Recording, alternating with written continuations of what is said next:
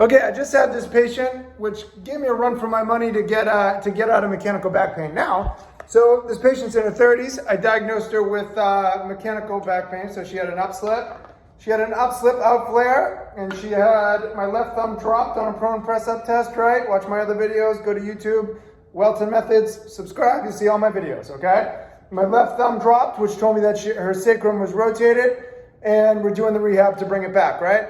So anyway, so she comes in today.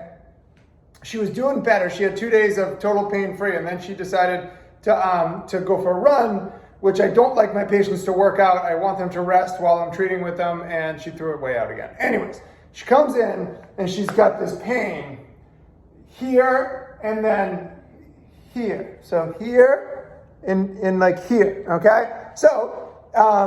So she extends back and she feels a pinching pain at the base of her spine, right? So I lay her in prone and I have her do a prone press up with both of my thumbs on the ILAs right here, okay? As she presses up, my left thumb dropped a little bit, so I just pushed this way. Watch my other videos. I pushed it and knocked it back in, okay? That pinching went away at the base of her spine, but she still had it over here. So I'm like, oh, it's got to be an Outflare, right? So I have her, so go ahead and stand up for me, please. So this was my mistake. I had her, so I palpated her SIs. I had her extend back when she first walked in, arch back, to see if she had an upslip. No upslip. I had her extend back about halfway, about to here, right? And both of my thumbs dropped, which means she didn't have an upslip. So I'm like, all right, right? So then I pushed on her ILA. It was this side, but I'll do it on this side. Her ASIS. I pushed here,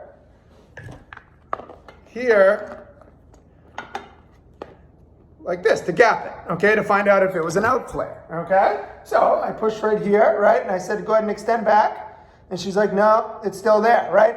So I'm like, okay, well, I push harder, right? I'm like, go ahead, right? So I push harder, right? I can't get it. I'm like, she's like, no, it's still there, it's still there, it's still there.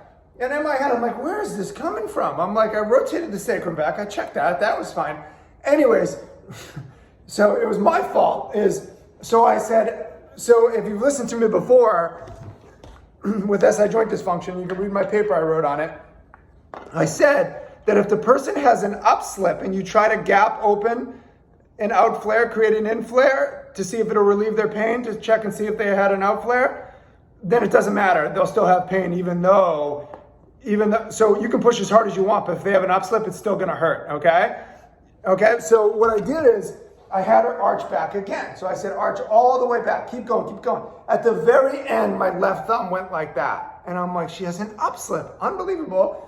I just didn't have her extend back far enough. So it was kind of a tricky thing, right? So I thought I had cleared the upslip, or that she didn't have one, but she did. So I laid her on her back, right? So go ahead and lay her on your back, right?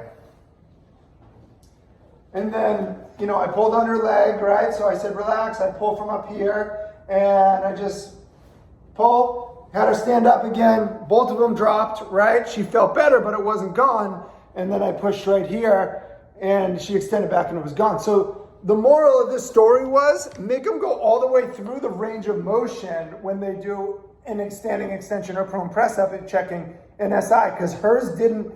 My thumb started to go up, translate superiorly at the very, very end, like way back here.